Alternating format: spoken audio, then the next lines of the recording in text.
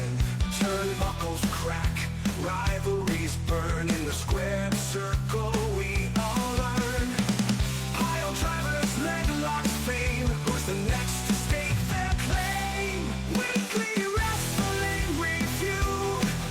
Gumpzilla, a down two. Step in the ring, let's break it down. Champions rise or hit the ground.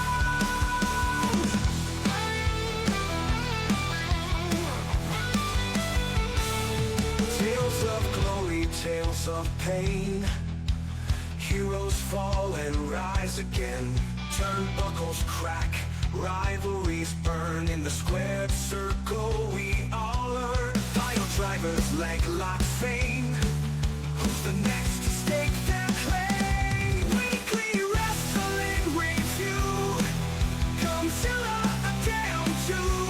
Step in the ring, let's break it down. Champions rise or hit the ground. Steel chairs crash, crowds roar. Every week there's more in store. Tag teams collide, belts on the line. Let's talk the stories one more time.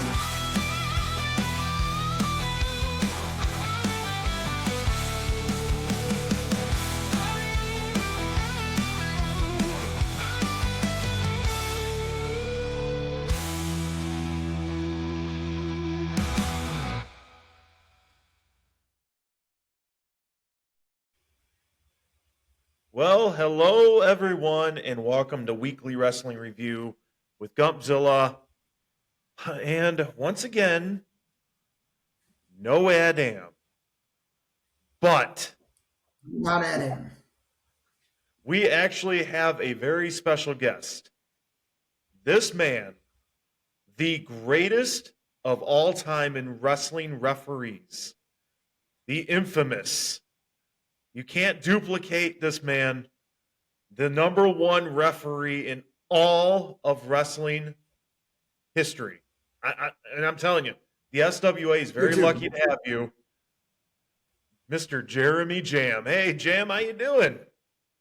Hey, Gump, you're too kind. And just for you, I sported my ravishing t-shirt here today. So I don't have a woman's face on my pants, but I went with the ravishing t-shirt nonetheless. But thanks for having me on. I know that Adam had to make a trip down to Indianapolis. He's probably down there plotting and conniving with his executive order goon, his leader, Mr. Ferarra. So who knows what he's really doing down there? He'll tell you one thing, but he's probably doing something else. And ahead of Endgame, I wouldn't trust anything that he does. So let's talk about a little Endgame real quick. And well, I mean, which match are you looking forward to the most? I mean, is it Adam and I? Is it the trip or the trilogy stables match? Is it what's going to happen with Mo Money Mike and Andy, or the matches involving the Pains with like Khan and Boovie in particular? Or are you just excited in general? I mean, we're just less than 2 weeks away for this show. Who is not hyped? This is the biggest event with potentially the biggest match in the history of the Shores Wrestling Alliance. There has not been a bigger moment, a bigger event than this. Not Holiday Havoc, not the Halloween event, not any of the SWA lives. From where we have started to where we are today, because of the guys busting their ass in the SWA, is a testament to how big Endgame is going to be. And as far as what am I excited for, well, I get to referee all these matches. So I'm going to call everything fair and square and down the middle. Yeah. I'm going to be the same impartial ref that I've always been. But I have to admit, taking my ref hat off for a minute and just putting on my fan hat, right? As just a Shores Wrestling Alliance fan who has been here reffing these matches for over a year, I'm excited about that main event.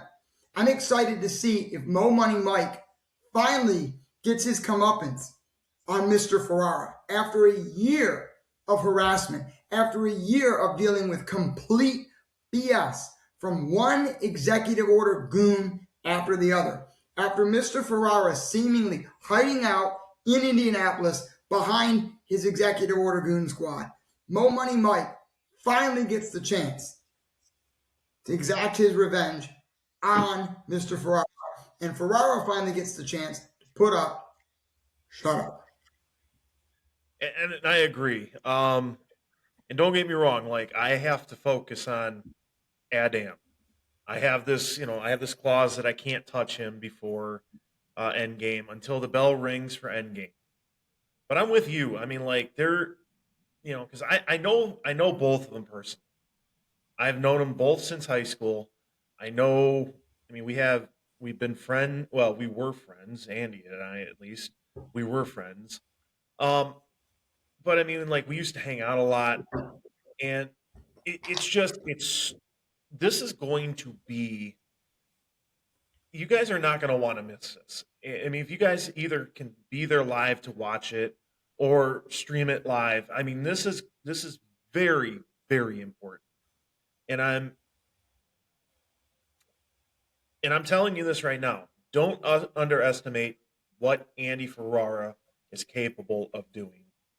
And I've been in the ring with Mike countless times. Mo Money Mike have had we were uh, rivals. We were tag team partners. I mean, we know each other. We know what we're looking for. Andy was. You know the dynamics.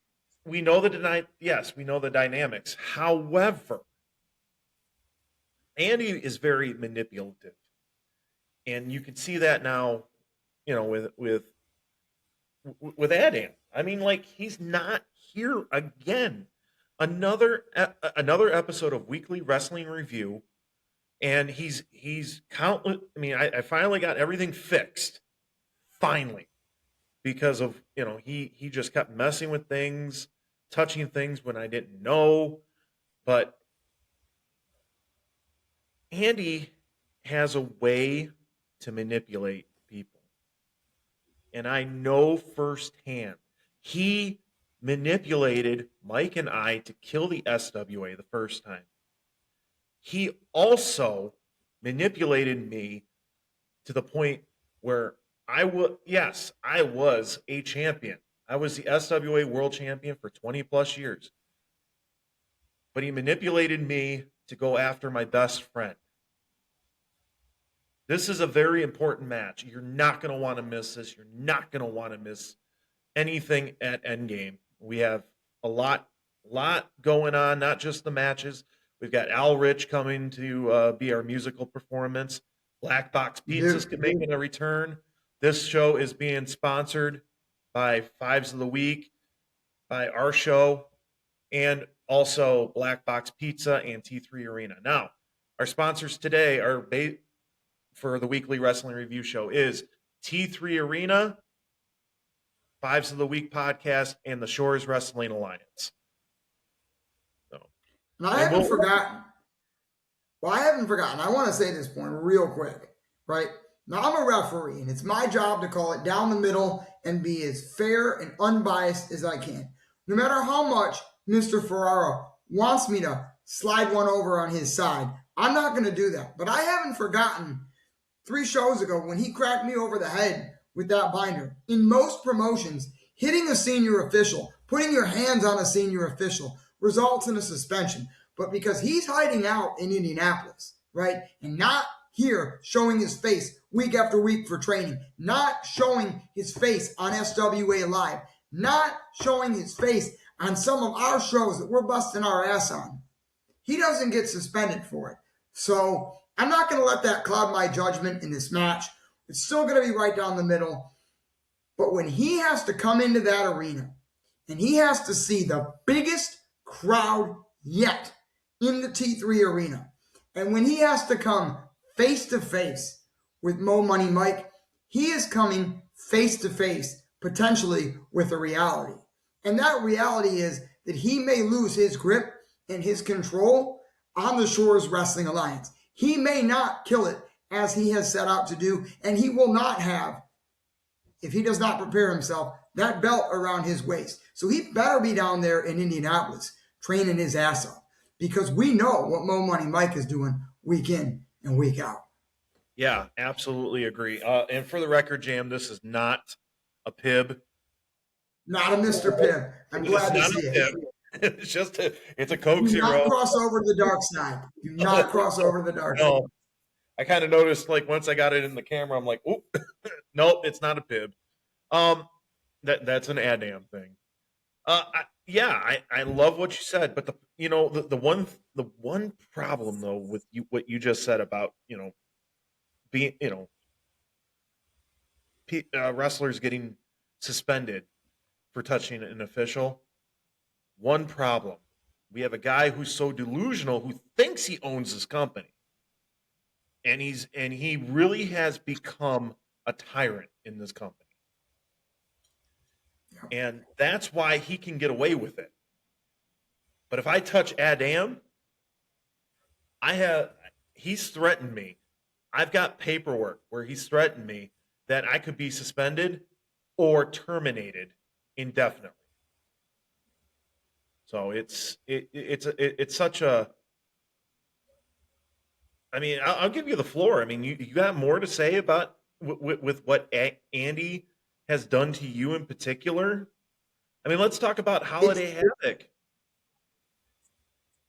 Let's talk about Holiday Havoc. Let's talk about all the things throughout this last calendar year that Mr. Ferarra, as he demands to be called, Andy, has done to all of us, has done to everybody in the SW, has done to the fans that show up, the fans that he has insulted, that show up and pay their hard-earned cash to come to the T3 Arena and to watch us bust our ass and to watch our SWA shows. He thinks he can just helicopter in a couple times a year and make a litany of demands of all of us and make insults to the fans that are at that arena. Those paying customers are why the SWA exists in the first place.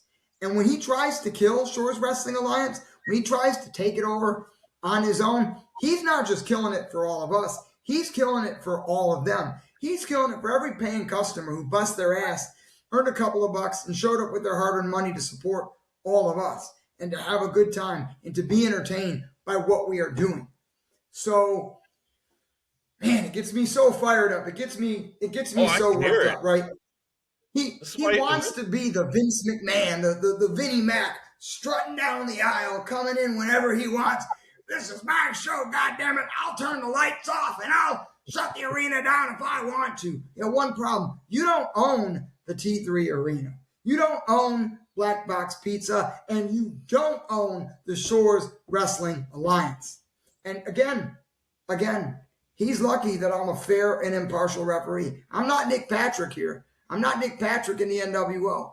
I'm not going to cross over. I'm not going to do any shady shit. I'm not going to be Earl Hebner ringing the bell in Montreal early. It's going to be fair, and it's going to be right down the middle. But I'm going to be watching Ferarra in that match, and I'm going to be watching behind Ferarra, the men behind him, who are probably at some point going to try to get in and do something in that match. Because we know, we've seen it. If you've been at any SWA show, if you've watched SWA live, if you've seen the videos he puts on there, you know that he plants the seeds and then actually does have his goon squad come in from the executive order and try to stick their nose in matches they have no business in. So as a senior official, I'm going to be keeping an eye out for all of that all night, because we just cannot trust what this man is going to do. He's proven that time and again. He's lost the ability for us to, continue to take him at his word, because we know what his word is.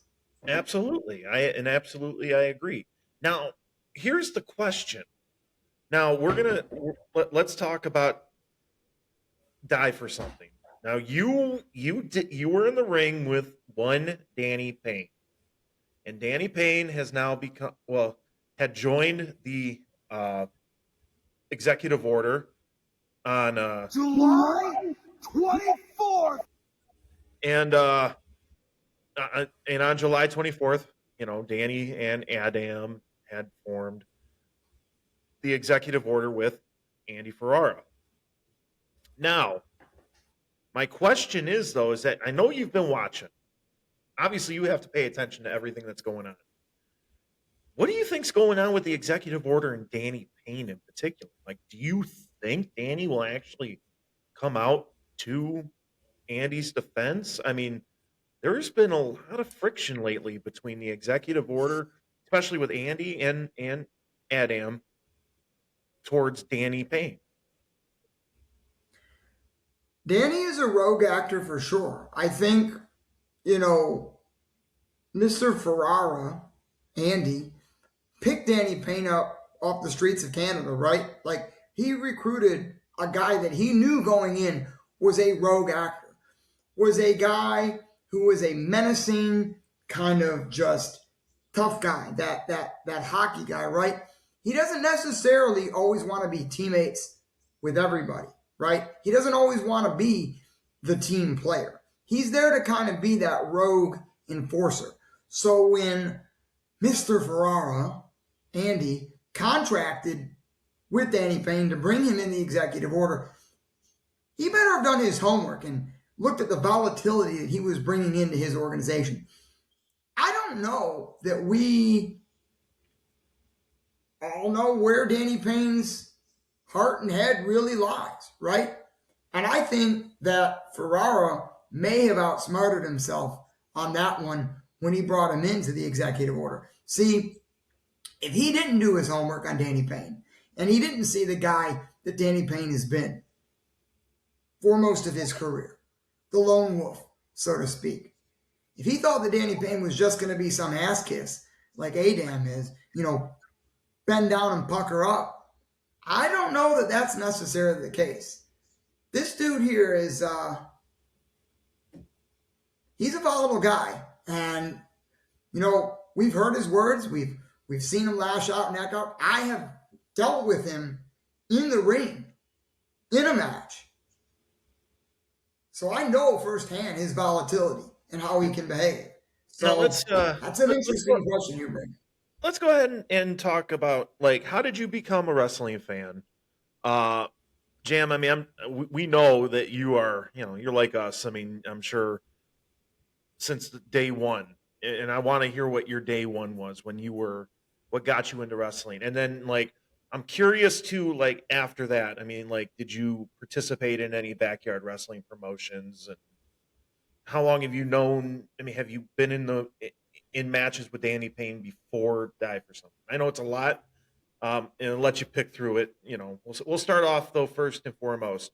Let's get your wrestling history, buddy. Man, I've been a wrestling fan. I mean, as you know, I'm Jeremy Jam, and I'm stuck in the 1990s. Every day is the 1990s for me, right? So every day is a repeat of New World Order, Degeneration X, and the Attitude Era, right? But I became a wrestling fan since, God, I was a kid in 1993. I was exposed to wrestling by my cousin and some of his friends. They were into it, and I just kind of caught on watching wrestling with them.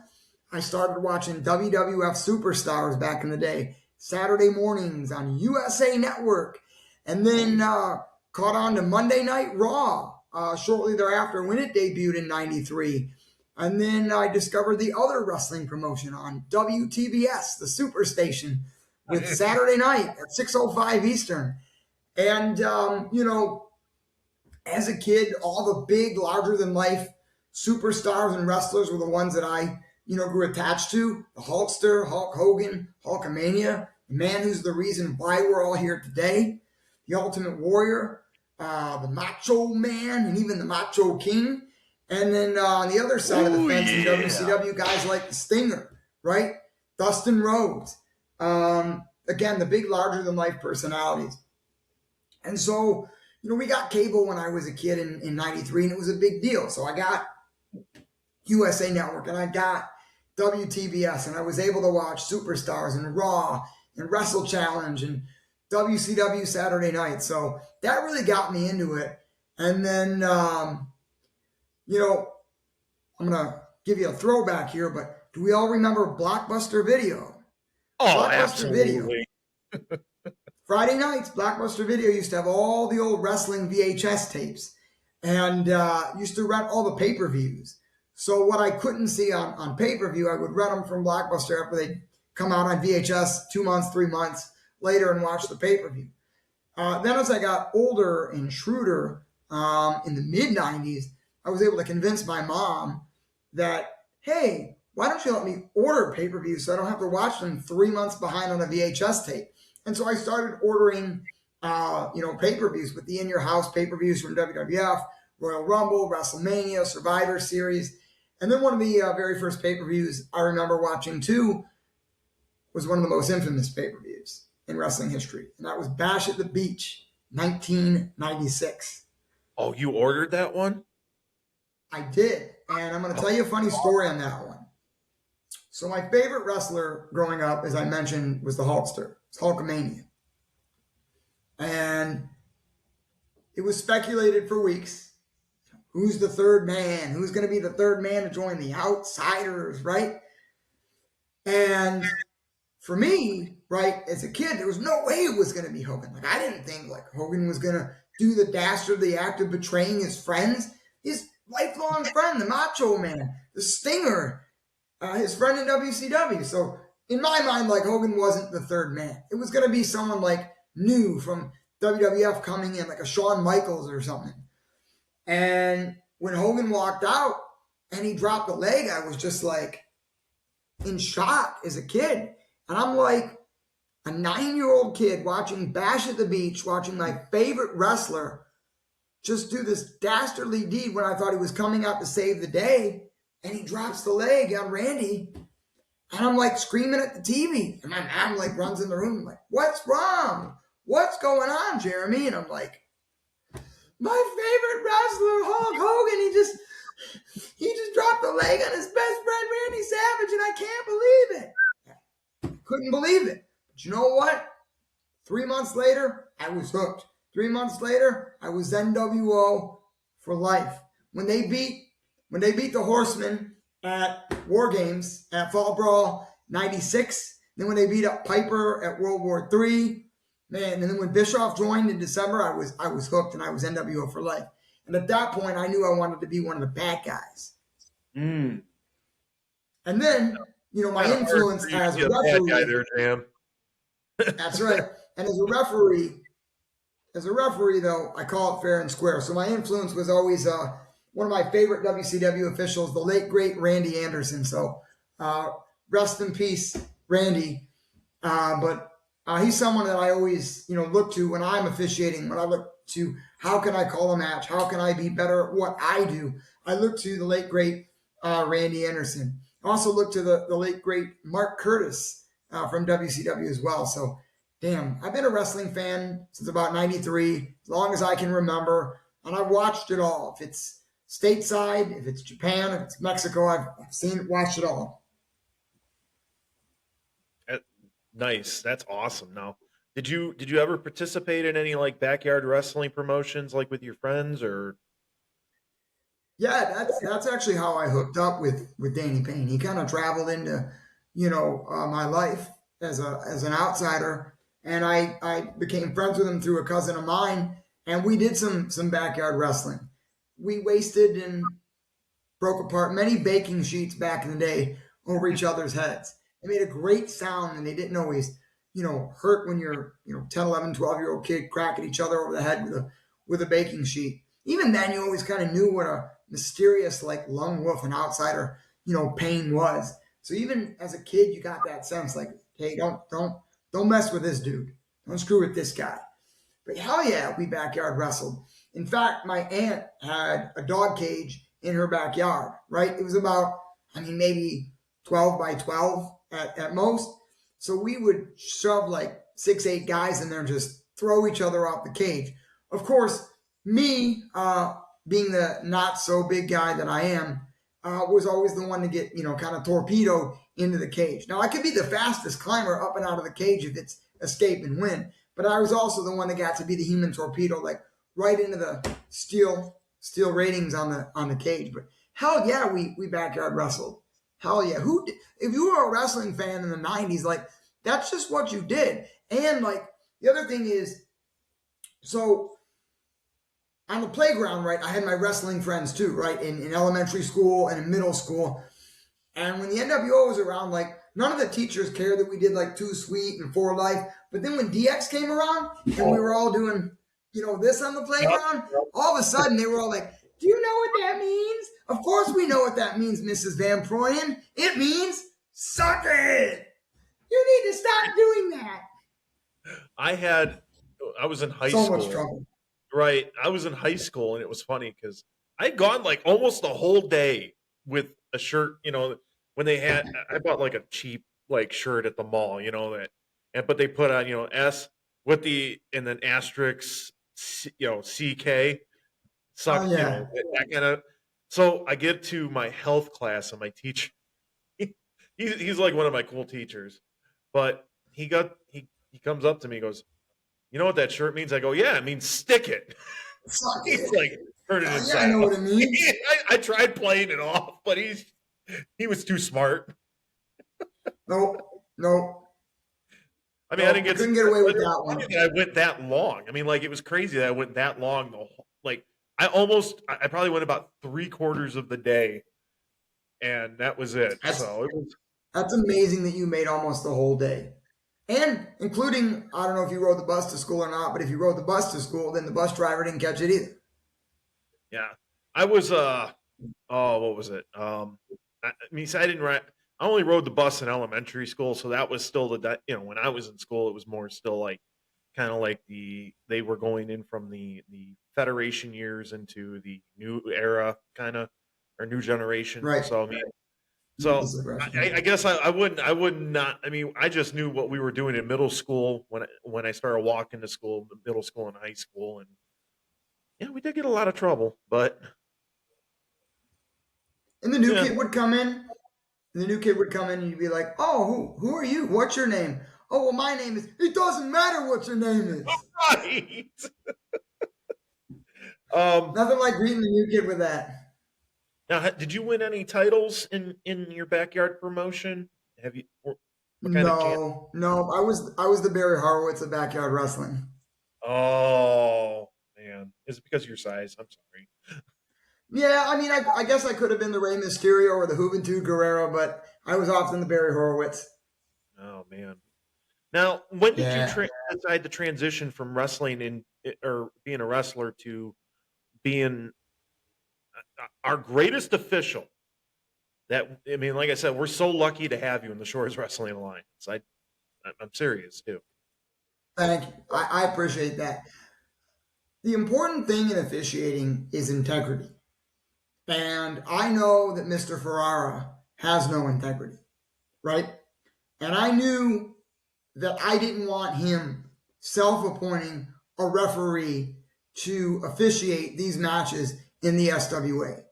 Because if he did, we'd end up with some kind of Nick Patrick in the NWO, officiating. And I knew we wouldn't get someone that would call it down the middle, fair and square for everybody in the fight, whether they're executive order, they're SWA, or they're on their own. So I knew someone had to step up and take that role on. And, officiating is something that I've trained to do.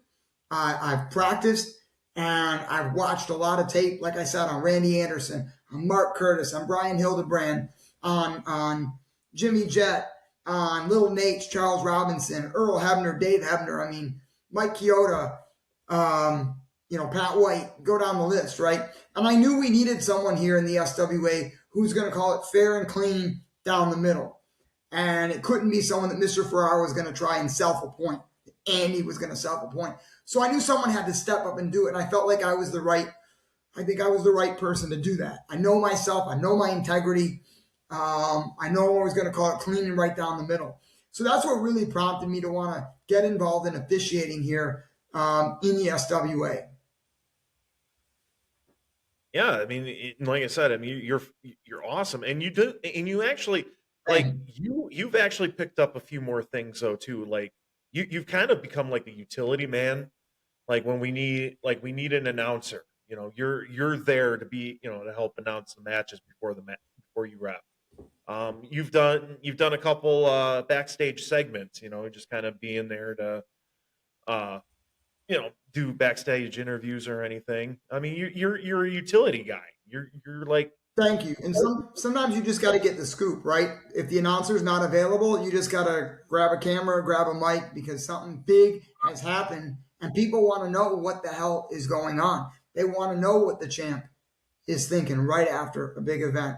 They want to know why someone walked into the arena, why someone was put through a wood board. So we got to grab the mic, grab the camera, and just get these things out to the people, out to the fans.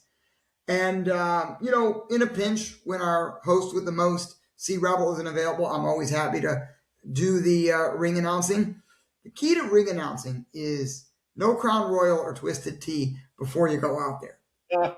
That's the real key to being a good ring announcer. If you want to be Michael Buffer or you want to be the Fink, don't get loaded before you go out there, folks.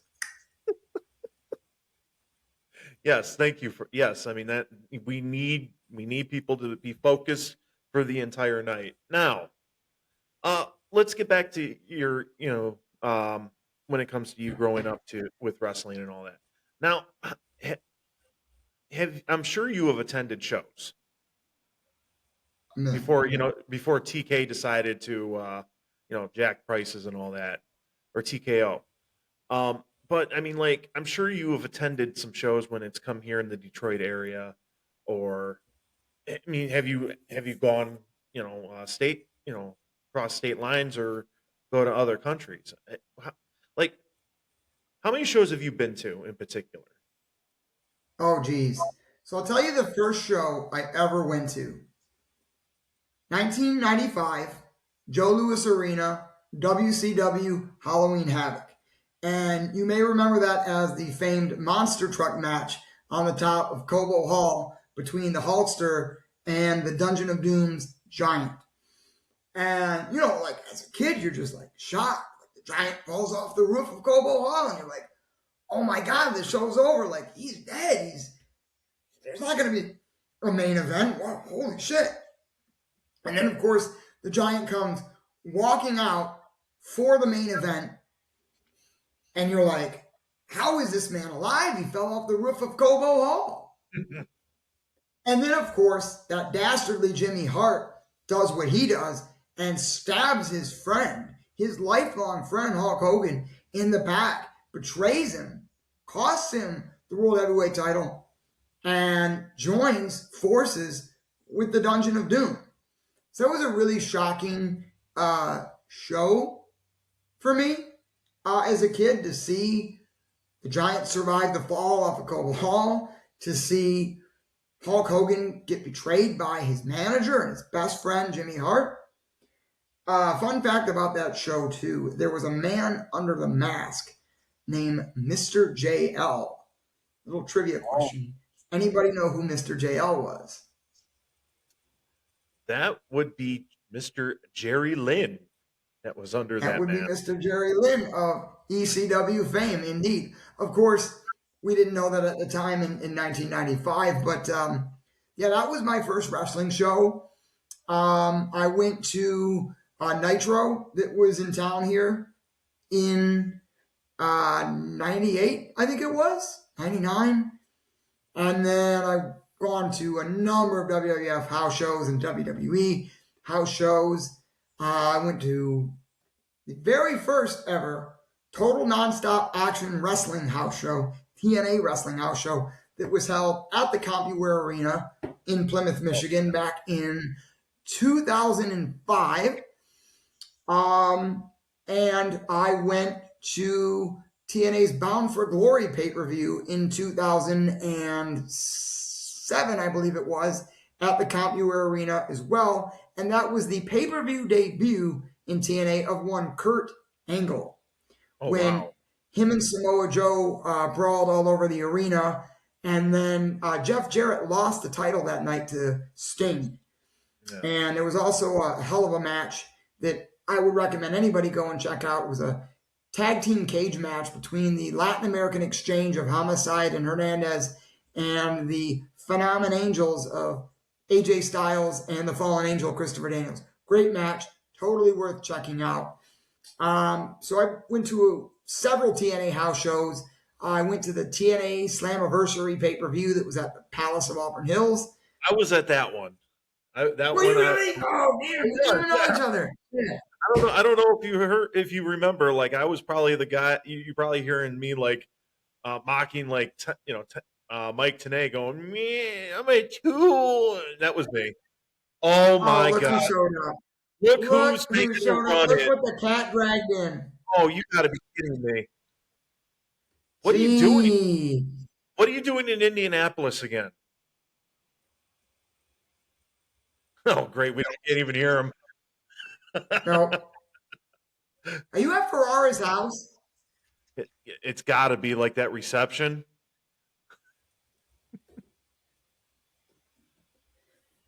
His executive order leader won't even pay for good Wi-Fi. Look at that. What a cheap Well, look who the bastard. boss is. Look who like this guy. Oh, I should have taken a screenshot of that one. Look how mad he is. He's so upset. I know. What's wrong, buddy? You still mad about what happened to uh to you and Caduto? What happened? He's gonna blame He's so Caduto, mad. He's frozen with anger. right? He's gonna be. You know what it is? He's like probably blaming Caduto, thinking Caduto's like got something to do with this. I'm sure he'll show back up when he wants to. We'll figure that out later. Caduto is all the way in Abruzzo. So, I mean, he's got a long way to show up. Yeah. Long way to He travel if he's going to show up. listen. He is a fallen angel. He can show up at any time he wants, though. That's true. He can travel quickly. So anyhow, yeah, I was at that TNA show. That was a fun. Oh, anniversary. That was actually fun. Except, what the heck? Why would Samoa Joe just hand Kurt Angle the title? I don't. It and for him No. to be the main event Mafia, that it's that booking again of like it made no sense. Yeah.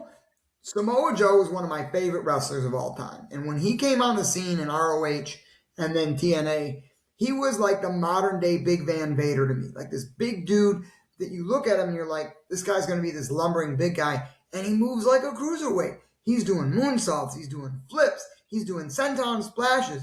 Things like Vader used to do the Vader salt and dive off the rope. And you're like, a dude that's like 6'2" and, pushing 400 pounds shouldn't be able to do these things. And yet Vader was. And that was Samoa Joe to me. And when you're right, when he just like put the belt on a silver platter and gave it to Kurt Angle and joined the main event Mafia, you're like, what the hell? Right. Well, you know what? You should be the dominant force. I mean, you remember? Oh, here he comes again. Oh, hey, hi, buddy.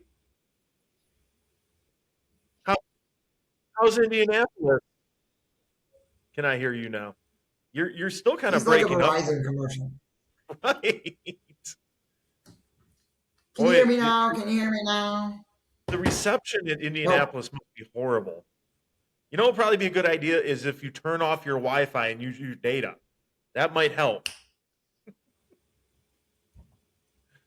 But anyhow, we'll wait till he figures that out. I'm sure he's Another show I was at, back when it was still around the state fairgrounds, they had the old arena at the state fairgrounds, and ROH had a couple of house shows there that I went to, which was really cool.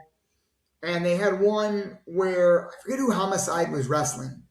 It was Homicide and somebody, and they were brawling all over the crowd, and I mean like right up in your face, just brawling all through the bleachers, and it was so dope. It was so lit. I think I had a friend of mine that was at state that. fairgrounds. Yeah. I think I had a friend that was at that. Was a great time. I was the only ROH show I ever attended was the one that was the night before WrestleMania 23. That was the night that Jimmy Jacobs took on was it not Brent, was it Brent Albright? Forget who it was. It was a steel cage match, but they would send their valets to go get weapons and all that. And Jimmy Jacobs got hurt in that match. So I mean, like he tore his Achilles or something in that match. He still finished the match, ended up winning, but of course I was I also saw Roderick Strong. He was the FIP champion, and I touched his belt. And well, I didn't touch his belt. Yep, Actually. Full Impact My buddy, Pro. yep, my buddy actually touched his belt. He turned around and looked at me and said, "Don't touch my belt, asshole." So great core memory on that I one. didn't touch it. Yeah, same thing with. I Messiah of I the didn't. Backbreaker. And also, fun fact about that too is that the very first match was it was a tag match, but I believe it was the Fallen Angel who picked Tyler Black to be his tag team partner. And I put my Oh, hand out. I put my hand out, and Tyler Black happened to hit my hand. So I was like, "That's pretty cool." And for those who don't know who Tyler Black is, he is now known as Seth frickin' Rollins. So oh, oh. Yes, sir. I don't like Yes, that. sir. It drives me No, crazy. it's getting old. It really is getting old. Another show I went to was the most recent SummerSlam that we had at Ford Field as well. Great freaking show. Great atmosphere. Got to watch a guy 2 rows in front of me, my buddy, and my buddy's brother vomit all over five seats. His buddies had Oh, to. So this guy, he's 2 rows in front of us, and him and his buddies obviously came into the event loaded already, and we're drinking more at the start of SummerSlam. So we're only like 2 matches in, and this guy is about 3 seats from the end row, and he looks up and he stands up and he's like, "I gotta go to the bathroom. I gotta go throw up." But he was so wasted. He could not make it 2 steps out of the road, let alone the bathroom. And his buddy split in both directions, and he just turned around all over about 5 seats and just bleh. And we're like, oh, glad we're about 2 rows up from that. Glad we were up and not down, because I feel right. bad for the people in the rows in front of him. So, like, Well, what a waste. Like, those are like yep. $150 tickets, and you barfed all over the seat. Great. I guess if that was any indication how that show was going to be, like the first half was great, and then I forget what match just killed it, and then they just couldn't get the crowd back the rest of that night. It ended up being boring. No, It was bad. and there were a lot of people that wanted Uso to beat Reigns that night, and they wanted Roman streak to end that night and for him to lose the belt, and that obviously didn't happen either. Oh, you know what? I remember the match that killed it is the match that I thought that was actually going to be really good was going to be Shayna Baszler and Yeah, uh, it was the uh, MMA match, right? They did like that MMA style yeah. match. And they just kind of they Goldberg Lesnar did from WrestleMania 20, That's a great way to look at it. Yeah, and the they could not get that crowd back at all. no, She what? Why can't I think of her name right now? The other one, Ronda uh, Rousey, right? Ronda Rousey, and now she's become like such this critic to WWE and bashes it. It's like they tried, but you didn't even like you did nothing to your character. There was Right. nothing. You didn't change your character. You were basically doing your own thing, and yeah, Ronda Rousey, she can just stay out of wrestling. There are people that have made exactly, and there are people that have made the switch from wrestling or MMA and have been phenomenal. Kurt Angle being like one of the goats of all time. He has one of the best characters. Kurt Angle and hilarious.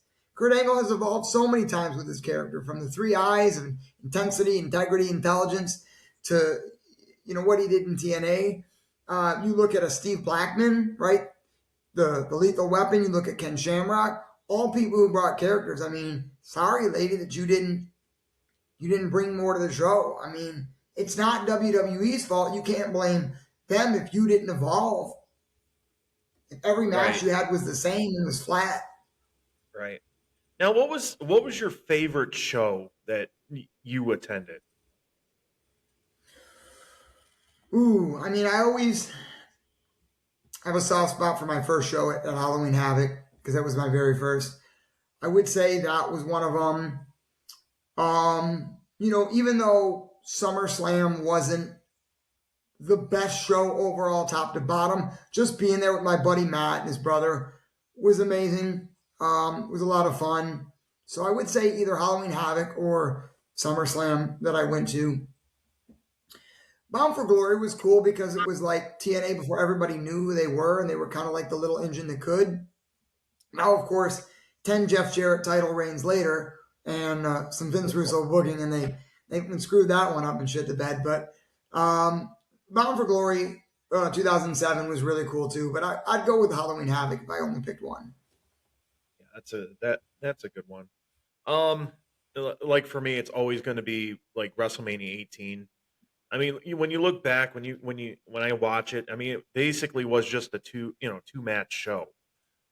I mean, you Yeah, had obviously Hawk Rock, Hogan Rock. Oh my gosh, iconic. I'm telling you, Jam, being a part of that crowd, I watch that match even to this day, and I still get chills down my spine because I mean, like the TV never did it justice. Like you could hear it, but being there to experience that, it's just incredible. But then you also have the match that a lot of people forget. That was a fantastic match too, and that was Taker Flair. That that match was incredible. Um, How you know, was it for you being there live in the main event when the crowd slowly started to turn on The Rock and basically made Hogan the hero? you know what? To be honest, it wasn't even a slow burn. I mean, we were anti-rock like right off the bat. I guess something I've never talked about is like everything leading up to WrestleMania 18. Uh, Andy and I we went we went we bought our tickets. We were in high school, and Mm. I'll never forget when we were waiting in line to get into the Skydome, and you could just hear the crowd. I mean, like it was almost like on cue, like every 2 to 3 minutes of like the Hogan chant. Like we were all going in there pro Hogan. I mean, like I said, I mean the television. I mean the crowd. You could hear it on the television, but at the same time, the television did not do it justice because the roof was about to blow off every time Hogan had like any little thing that Hogan did. It didn't matter if it was a heel move or if he was just doing just getting up and posing. Like every little thing Hogan was doing, we were on our feet cheering him. And it was Mm. that night that it seriously was that WrestleMania crowd brought back uh the uh Hulkamaniac or the Hulkamania, but it was so incredible. I and bet. and like I said, I mean, and then um and then the one that people forget about is Taker Flair. That was another incredible match. So I One mean, other marquee moment from that night, we had one of the best Stone Cold Stunners of all time, courtesy of one Scott Hall one Scott. flopping around just like a total fish in the ring. Because remember, Austin hits him with the stunner and he staggers around, and then Austin hits him with a second stunner and he just does a total fish flop in the ring. One of the all time iconic Stone Cold Stunners, courtesy of the late, great Scott Hall. That was a great a great stunner. I've been obviously I went to Rumble last year in Indianapolis. Uh Yeah. and let's see. I mean, I've been like I said that Slammiversary. See, I have not gone to a lot of like uh anything other than WWE. I mean, I've had like one or two, maybe three. I don't know. Can't really think off the top of my head. But there was and then that ROH show. But yeah, I mean, it man, there's just something about it being a wrestling fan. I may be 41 years old and I'm living a dream now. I mean, yeah, maybe late, but living a dream of getting into the ring and performing, which is incredible. Never And too you know, late.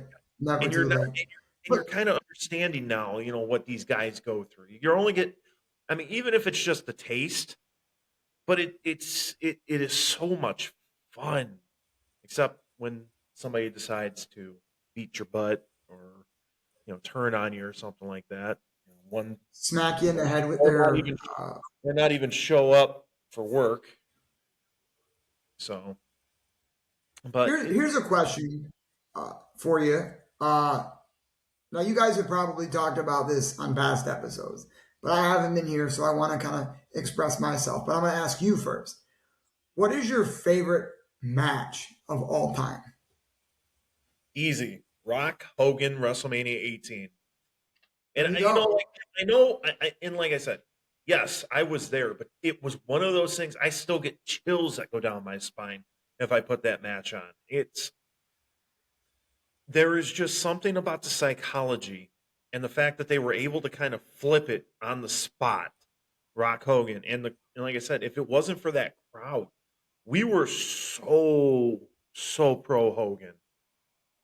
I mean, I was disappointed that Hogan lost. I wanted Hogan to win. I mean, but it was definitely uh what's the word I'm thinking of? It was a cinema, absolute cinema. It was. Yeah. It's, Y'all were white hot for Hogan. White hot. oh, and in fact, actually, I was there that night. The Raw before I was at the Raw before WrestleMania when it was here in Detroit. I was there the night. It was the only time that Hogan and Austin were ever in the ring together, even if it was so brief. Because it was Rock Hogan or Rock Austin taking on the NWO in a handicap match. So I mean, that was kind of cool to experience that, and you like a little bit in the Detroit crowd were still kind of like cheering Rock and Austin and kind of booing the NWO. Heck no, not this guy, not this Hulkamaniac. I've been a No way. Hulkamaniac. I've been a Hulkamaniac since I sat on my grandpa's couch watching Superstars, and he came out. Yeah, there, 6-year-old, 7-year-old Al. There is no way I would ever turn. Even when he went NWO, and no, I was a You Hulkamaniac said for your life. prayers and took your vitamins, brother. I did, dude, and to this day, I am so grateful. And I know I've said it on this show before, but I'm going to say it again. I was so grateful to get the opportunity, even if it was a brief, like 30 to 60 seconds. Got to shake the man's hand, got the picture with the man, and it was almost a year to the day. I mean, it was a day short of a year when he passed away when I met him. It's like, I mean, it was just an incredible moment, Jam. And Right.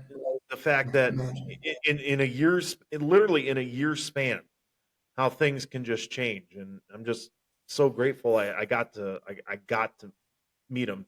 He was the guy, the number one person that I wanted to always meet. I got to meet him. I don't need to meet anybody else. I mean, I'm not gonna like go out of my way anymore to go meet anybody. I mean, if it's doable, yeah, but I'm not gonna go to the links But like you I did met the guy. that day. I You met met the icon in wrestling. just like the number one guy on earth. At that was the man that I wanted to meet, and I got to meet him. I got to meet my hero. I guess that's where I'm getting at. I was at a mall one time. This is gonna pale in comparison, and then I'll tell you about my favorite match. I was at a mall. It's at 12 Oaks Mall, walking with a friend of mine, and all of a sudden, I pass a guy that I thought was a wrestler. I look back and I'm like, I think that's the Canadian Destroyer, Petey Williams. And he gives me the whole like Petey Williams, Canadian Destroyer sign. I'm like, that was Petey Williams. So you got to meet Hulk Hogan. I saw Petey Williams in a mall. Not quite the same, right? I saw Little Papa Pump. You saw the Immortal One. I mean, they're not on the same plane. But for anybody who cares out there, I ran into Petey Williams at a mall at 12 Oaks one time. Fun Yeah, fact. that's right, man. But that's a great favorite match to have because it is one of the not only all-time iconic WrestleMania matches, but really in the annals of wrestling history, it is an all-time iconic match. And that crowd, you all there, made that match what it was, right? Like if it was a flat crowd, that match isn't half what it is. But that crowd going all in for Hogan, that burn over from The Rock to Hogan was so impactful in making that match the iconic match that it was. Jam, Unbelievable. I'm sorry, Jam. We got some breaking news here. Oh, Adam has just sent me a message. oh, He says, Jesus. yeah, he says, you guys will be fined. That, that, wow. Okay. Unbelievable. Thanks for that, Yeah. Adam. I'm sorry. I didn't mean to interrupt you, but that was, No, wow. What a horrible man. no. Wow, how profound of him. But for me, my favorite match is one that I think a lot of people would say you really like that match versus their first match? And my answer to that is yes. And my favorite match of all time is Shawn Michaels and Razor Ramon, the ladder match from SummerSlam. Now, a lot of people are like, wait, don't you mean the WrestleMania one? No, I mean the SummerSlam ladder match. Both were great matches. Yes, they Both are were. in my top 10. But like the psychology of that match, I have never seen before either one of those two matches, but in particular the SummerSlam one, a ladder match done that way. Like ladder matches were relatively new to wrestling at that time. There had been a handful of them, and there had been some okay ladder matches. Brett and Shawn in '93, I think, had one. There had been a couple that I think WCW had done. But nothing like what they did at WrestleMania and then again at SummerSlam. And their SummerSlam ladder match was great. The story that they told, the pain that both of those guys sold, that they were legitimately just bumping and going crazy around the ring on those ladders, crashing and burning to the outside. And at the end, there's that iconic moment where Shawn wins the match and he's basically on one leg at that point. And he gets the belt. He's pulled it out from the ladder. He's clutching it. Razor stands him up, grabs the belt from him, and you're like, oh, he's going to clock him with it. He's going to clock him with it. Nope. He hands it back to him, puts it around his waist, and shakes his hand. And you know, that's two men having a real match and a real moment out there. So that always stands out. And even to this day, in all the thousands of matches that I've seen, and I've seen a lot of Aldo Montoya matches, but even through all those, that stands out, Man of War. But that stands out still to this day as my favorite, match.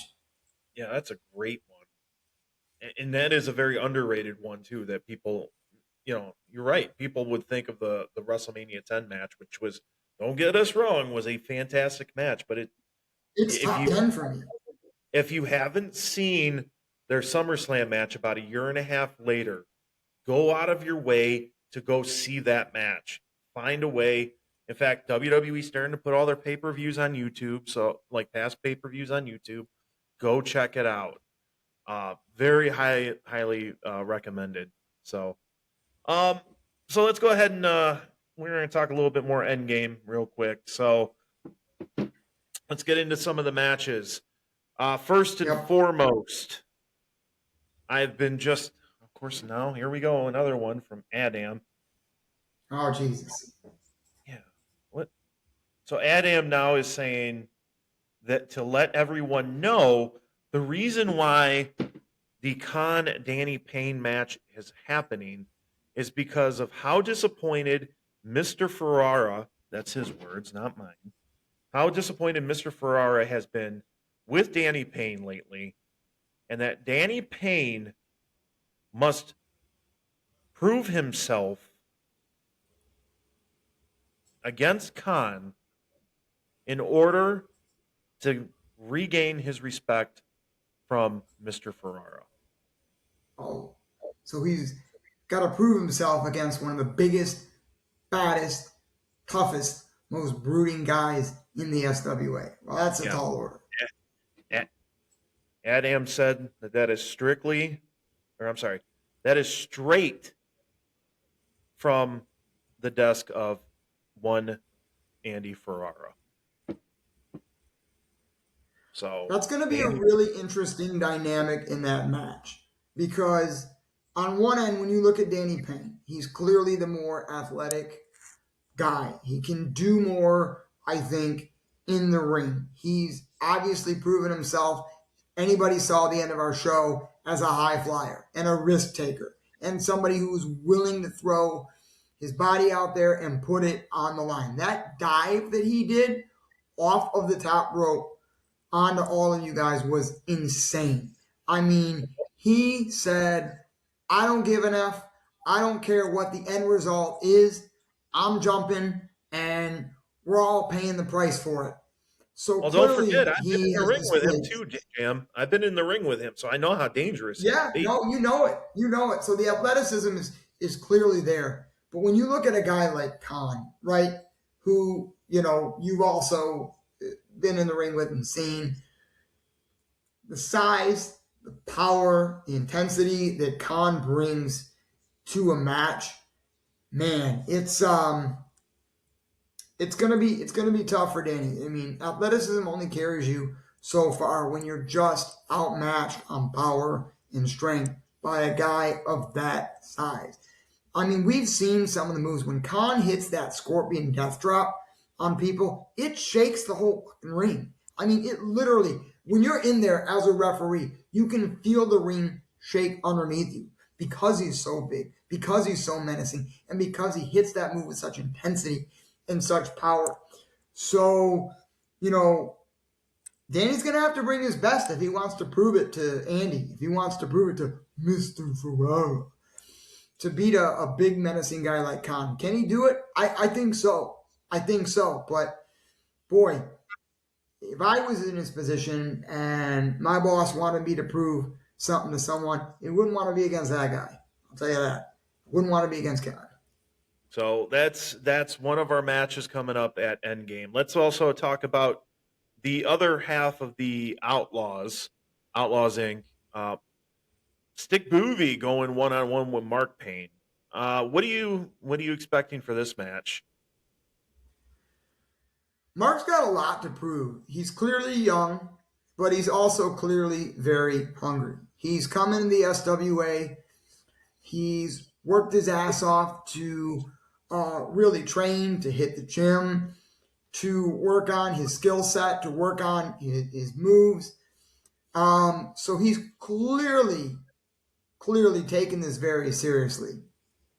Boovy is totally unpredictable. You never know if it's Stick coming out by himself or if Stick's got the entourage with them. You never know if he's hopped up on that Boovy juice, as he calls it. So you never know what you're going to get out of Stick Boovy. The unpredictability out of a guy like Stick Boovy, the flashiness, the eccentric behavior. You really can't sit down and watch a bunch of Boovy tape and scout a man like that because he's going to do something different one match to the next to the next. So it's not like watching tape of a William Regal or Dean Malenko where you know what kinds of holds and moves they're going to do. Arm bars and drop toe holds and, Chris Jericho, the man of 1,004 holds. You don't know what Booby's going to do because it changes 1 minute to the next, one match to the next. So for Mark Payne, he's young, he's inexperienced, but he's hungry. But is he going to know what to prepare for with Boovy? I'm not so sure. But I give the kid credit. He's got a lot of guts and he's got a lot of heart. And sometimes guts is enough. As Arlie Ermy said in Full Metal Jacket, sometimes guts is enough to be in my core. And guts is enough maybe to win this match at Endgame. Nice. I like that reference. Now, a match that we should also be I'm really excited to see. The Trilogy's tables match. This is the rubber match between the Fallen Angel, Angelo Caduto, and Chad Thundergun Brewski, the man from Glen Arbor. The self-proclaimed man from Glen Arbor. Don't know the significance of it. Just, however, these two have had quite the feud since Unfinished Business, and now it's all coming down to this tables match. What are you going to do as a referee in that match? I mean, like we What don't the even hell know, can I do? and we don't even know What what the this hell? case entail. This is going to be exciting. When you have a tables match, that basically means there are no rules other than put the guy through the table and win the match. So things, as you've seen in tables matches from time immemorial, from the Dudleys to this, get out of control and very quickly. And so obviously there aren't going to be many rules to the match. Obviously there's not going to be much for me to enforce other than see a guy go through the table, ring the bell, match is over. I think when you look at this match though, I think a guy like Caduto, who's been around a very long time, has a long memory. And he remembers Chad Thundergun Brewski and his bro putting him in a body bag and zipping him up and thinking that they buried his career. So I think the Fallen Angel is coming back from Abruzzo with something to prove. That his career has not been body bagged. That it will not be buried that easily. And I don't know, Thundergun thinks he got one over on Caduto the last time because him and his little bro Montana from Glen Arbor or Ann Arbor, wherever the hell he's from, won the body bag match. He's a cocky SOB. Look, I'll give Thundergun all the credit in the world. He's probably the most athletic wrestler we have on the roster in the SWA. The stuff he does in the ring, the moves he can pull out, the creativity that he has, the athleticism that he displays is almost second to none, right? So he backs it up, right? His actions, his ability in the ring definitely back up the cocky attitude. But we've seen it too many times in wrestling where people get ahead of their skis and they think they've already got the match won before the bell even rings. And that may be Thundergun. Yeah. And then now we get into the double main event. The first leg of the main event involves me and my podcast partner, Gumpzilla, the Kaiju of Men, one-on-one for the first time with Adam. We have a lot of history together. Our wives are cousins. And heck, we started a podcast together. And we're going at it in a 2 out of 3 falls match. And this is going to be very enduring. Now we already know, my perspective, and well, who knows what Adam's perspective was, except just define us. But you as a referee coming up with our match, getting involved, officiating our match. This is going to be, we're going through the long haul. Right now, we've got it penciled in as the first match. This is going to be an incredible match coming up.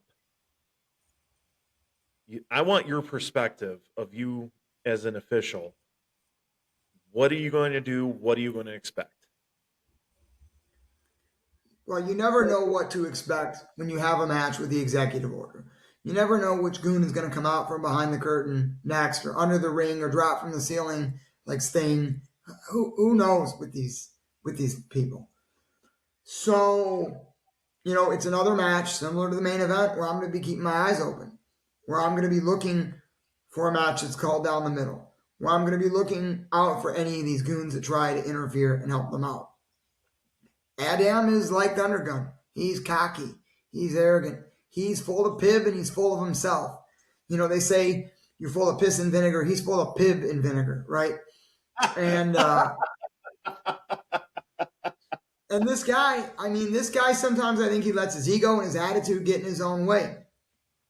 He has not been in the ring with someone of your size and your stature. So He may try this kind of like Ali Frazier rope-a-dope approach where he's going to like run around the ring and try to tire you out, wear you out. But I think the minute he gets caught, he's going to be in trouble. Like, I have witnessed that Gump choke slam firsthand. I have seen the bone crushing ability that you have when you walk across someone's back. There's a reason they all scream when you step on their back and you walk across them.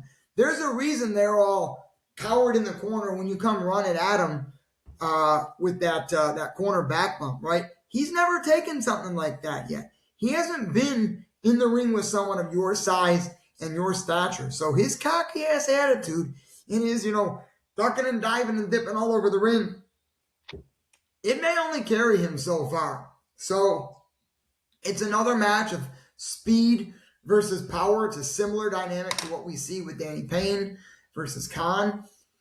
So I suggest for Adam, instead of coming on and crashing the party here tonight, instead of partying down in Indianapolis with Mr. Ferarra or whatever he's doing, I suggest he go back and watch some of those shows. I suggest he do some scouting and watch some tape and prepare for his match, because we know he'll bring the attitude. Will he bring the ability? Yeah, I do like the fact that Big Tuna called him out and not showing up for work lately. Of course, obviously you have the Guido Riz, who is like trying to defend him, but good for Big Tuna, who calling him out. I mean, this has been absolutely ridiculous the last couple months that he doesn't show up for work and he's going down to Indianapolis. And then we finally come up to the main event, the second of the main event. We'll say the top main event, the most important main event of the two main events.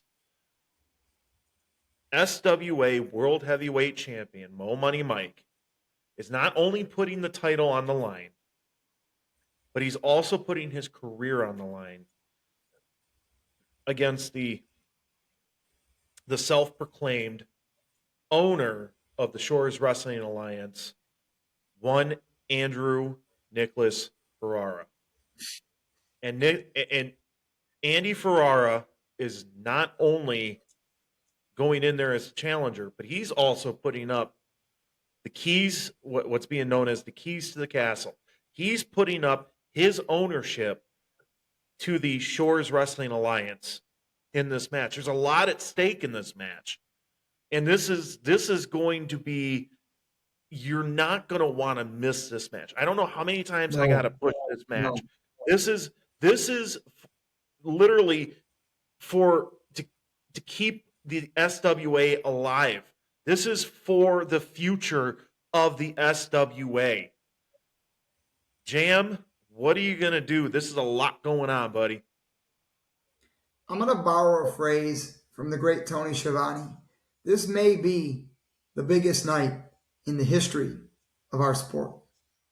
Certainly, this is the biggest night in the history of the Shores Wrestling Alliance and the SWA.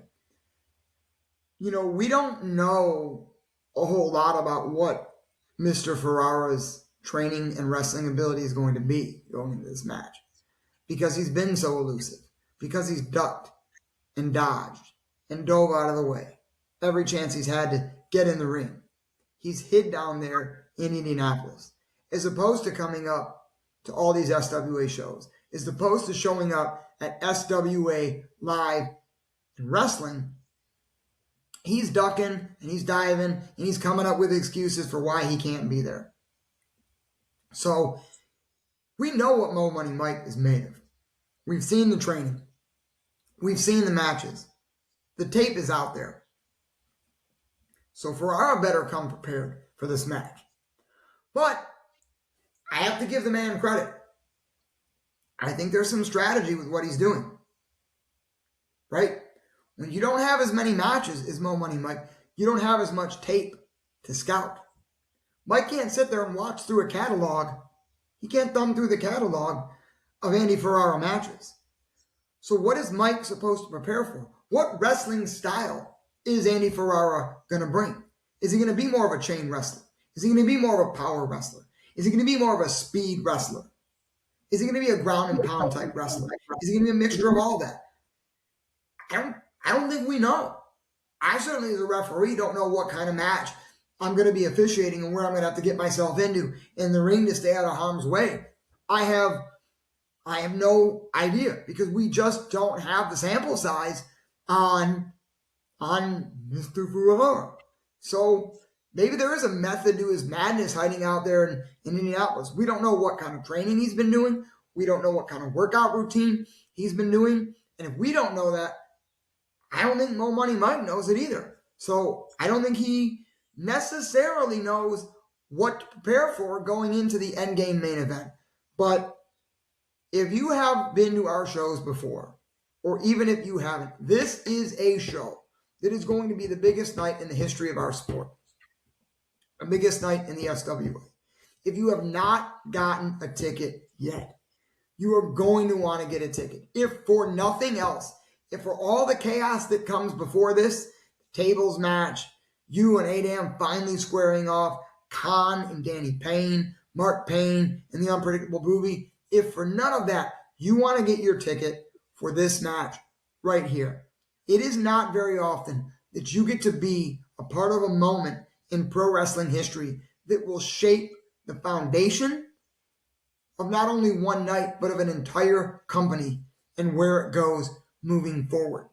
When you think of nights in pro wrestling, and obviously I know where we're at in Shores Wrestling Alliance.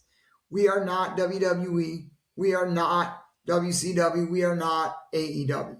But when you think of the big moments in wrestling history that shaped an entire promotion, you think of Bash at the Beach, 1996. You think of Starrcade, 97. You think of Survivor Series, 2001 with the Invasion. These are moments that shaped a federation's very existence. And if Mr. Ferarra can pull this off, right, I think the future for all of us, myself included as the best in the biz referee, and for all of you wrestlers who are out there training and busting your ass every day, I don't think we know what the future holds. If he gets a hold of that title, and he firmly has the keys to the castle, I don't think any of us know what the future is going to hold. And conversely, if Mo Money Mike pulls this off, and he can, against all odds, beat back the entire executive order and rid them from the SWA once and for all, I think that future is just as unpredictable. Because for the last year here in Shores Wrestling Alliance, we haven't known a world without the SWA, without their goons, without the interference. So if Mo Money Mike pulls it off and he beats the odds, I think we have just as unpredictable a future. And either way, you're going to want to be there. If you can't be there, then tune in live. But do yourself a favor. Spend a little bit of your hard-earned money on a Saturday night to be at Endgame, because it is going to be wild.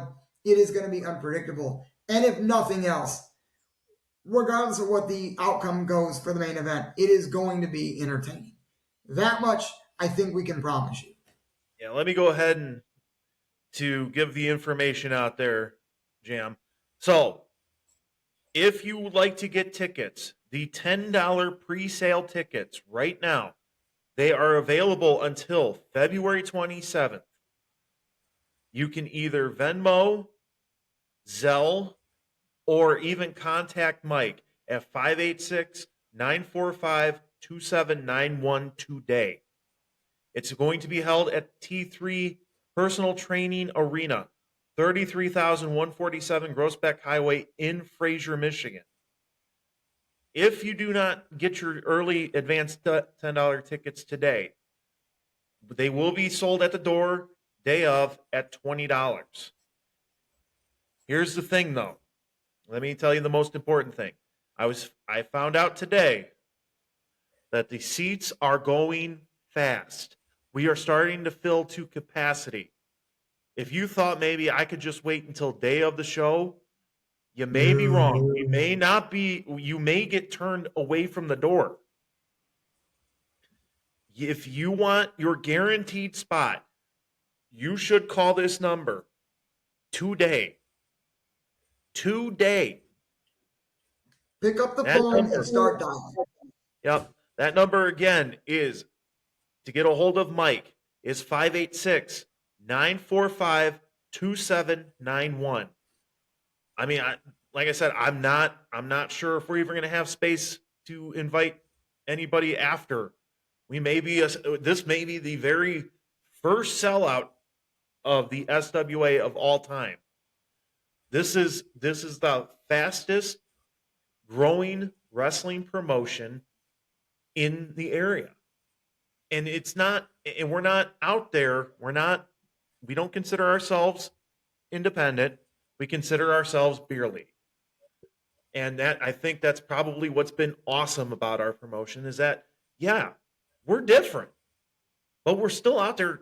We still want to perform for you.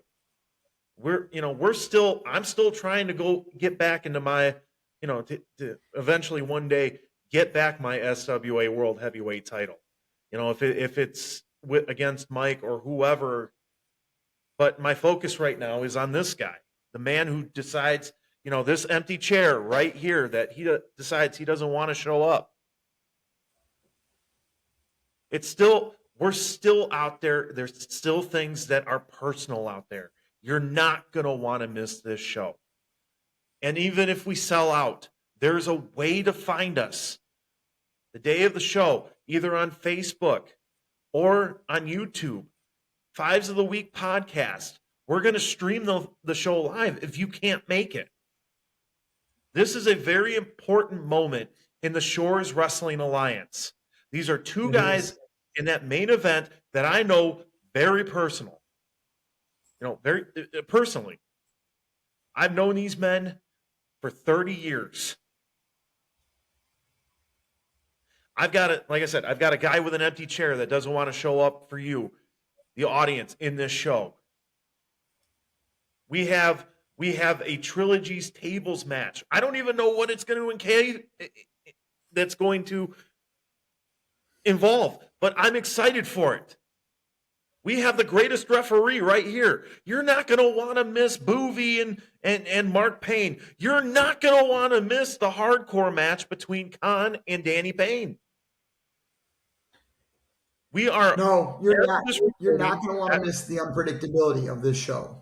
Right. I'll tell you that. As of this recording, we have less than a week or less than 2 weeks. In fact, we're actually closer to maybe a week and a half than we are 2 weeks, closer to the 2 week mark.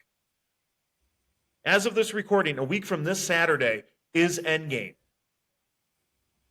There's a lot on the line. You're not going to want to miss what's going to happen in the main event with Mo Money Mike and Andy, with the future of the SWA on the line.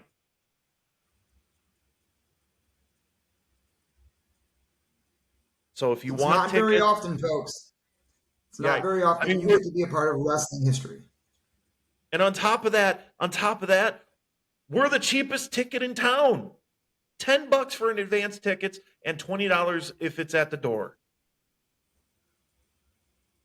I mean, this may sound like a commercial, and maybe it is, but it's also important to me. It's important to Jam, because we want you guys there so you guys can be a part of history, like Jam just said. So we're going to close on that.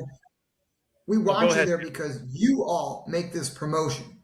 Your reactions, your responses. When Danny Payne dove off that top rope, when Mo Money Mike was put through that wood board by the executive order goons, your reactions to moments like that, the hot crowd cheering and booing and getting into it, you all make the show. And like Gump said, we're close to a sellout. We're close to a sellout at the biggest event in SWA history. That night that Mo Money Mike slammed me, you guys were a part of that. An absolute eruption from the crowd. It was an absolute eruption from the crowd. So you all, our fans in the Shores Wrestling Alliance, you make this. And you're going to make this the biggest and best show yet. So as Gump said, get your tickets right now because those $20 tickets at the door, they may not be there. Call Mike at 586-945-2791. You can find Mike on Venmo or Zelle and get your tickets in advance. You can see one of us on the roster. We've got tickets for you, but do it. Be there. February 28th, SWA Endgame. Doors open at 6 o'clock. Do not be one of the people that misses out in the biggest moment in the Shores Wrestling Alliance history. Be there. We've got Al Rich as our musical entertainment. We've got Black Box Pizza. We'll have 50-50 raffles. You're not going to want to miss this, guys. Jam, thank you for hopping on short notice because of my podcast partner, again, not showing up. Kitchen. Got it. You got any closing words before we end this show? I'll give you the last word, buddy. Yeah. If anybody in the executive order thinks that I can be bought off, thinks that I can be paid for, thinks that my officiating will be biased in any way in their favor at Endgame, they are dead wrong. Mr. Ferarra, your tactics, your goons' tactics, they're going to be exposed at Endgame. I am not going to fall victim, and I'm not going to fall into your trap. I'm going to call things as the senior official, the SWA, right down the middle. And we're going to have one good match after another called fair and square on the card.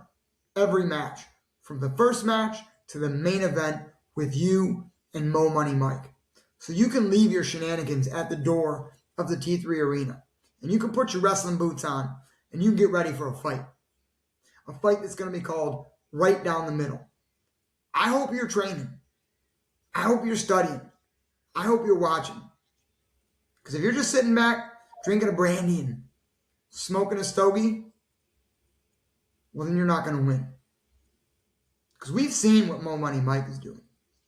I can only hope that you're doing the same. So be there at Endgame to find out. Find out the fate of the SWA. What a surprise. Adam has just fined us again for calling out one Andrew Ferarra. Oh, what else is new? So, What an ass. you guys can follow us on Weekly Wrestling Review on Facebook.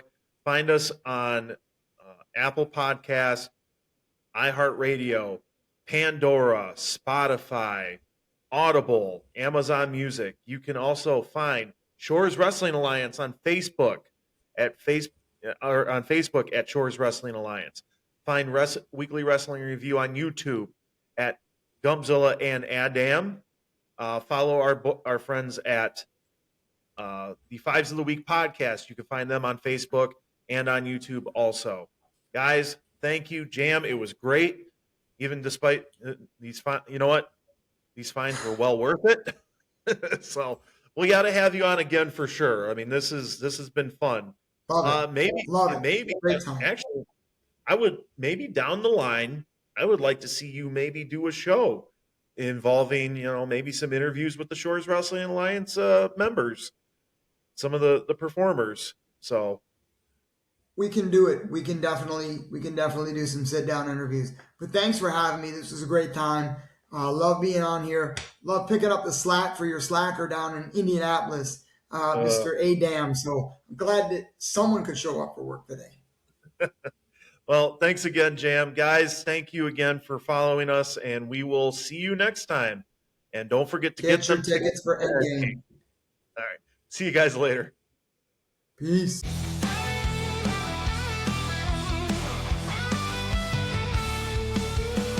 Lights flash, shadows fall. The ring's alive, it calls us all. Broken ropes, broken dreams. Fists flying through the screens. Weekly wrestling review. Gumpzilla a day or two. Step in the ring, let's break it down. Champions rise,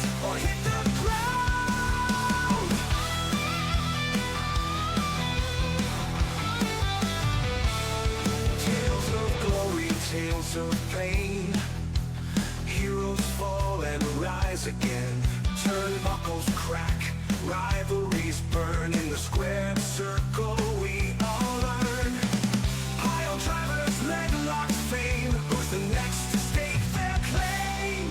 Weekly wrestling review.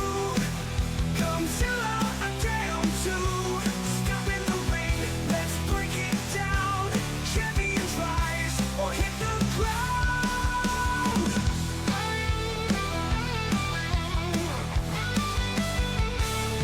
Tales of glory, tales of pain.